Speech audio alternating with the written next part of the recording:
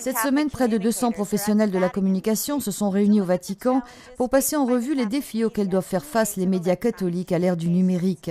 C'est le sujet de la chronique d'aujourd'hui. Je suis Cindy Wooden, correspondante du Catholic News Service à Rome. Et moi, je suis John Tevis, rédacteur en chef du Catholic News Service à Rome. La rencontre au Conseil pontifical pour les communications sociales était un peu insolite pour les standards du Vatican. La majorité des participants étaient des journalistes et des professionnels laïcs, et Monseigneur Claudio Maria Celli a expliqué que son dicaster souhaitait écouter et pas seulement donner des conseils ou des orientations. Les thèmes abordés étaient surtout liés au travail quotidien des journalistes catholiques, coupe dans les budgets, disponibilité d'informations libres sur Internet, et les soupçons pesant sur l'Église suite à la crise des abus sexuels.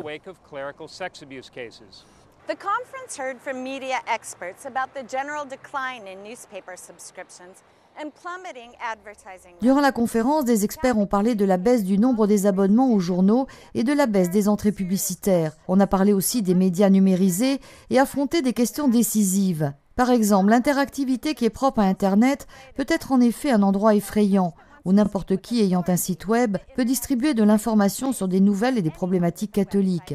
Une autre préoccupation est que peu de médias dans l'Église et en dehors ont compris comment rendre les nouvelles online rentables d'un point de vue économique.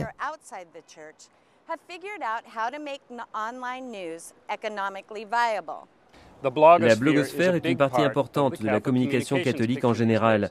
Des experts se sont dit inquiets devant certains tons, parfois fâchés et polémiques, de certains blogs catholiques qui pourraient conduire à une polarisation à l'intérieur de l'Église.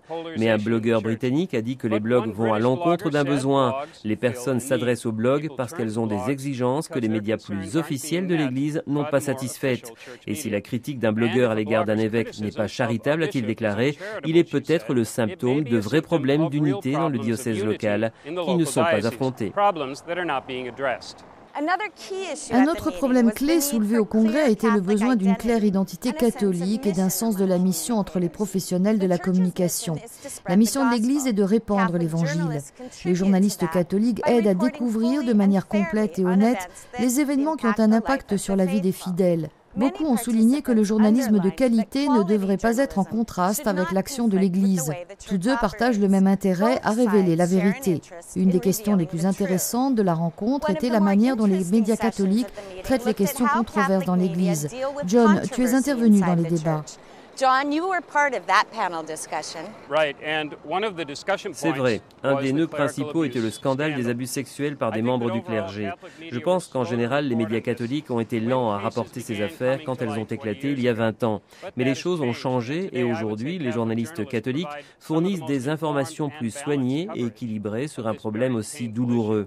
Le porte-parole du Saint-Siège, le père Federico Lombardi, a dit que pour aider à faire retrouver à l'Église sa crédibilité, le Vatican s'attache maintenant à fournir le plus de nouvelles possibles sur ce qui est fait concernant les affaires d'abus sexuels de la part des prêtres. À ce propos, le père Lombardi a évoqué la publication de documents qui étaient jadis considérés top secrets. Rien d'étonnant ce que son gage de transparence ait suscité de longs applaudissements dans toute la salle du Congrès. I'm Cindy Wooden. And I'm John Thavis, Catholic News Service.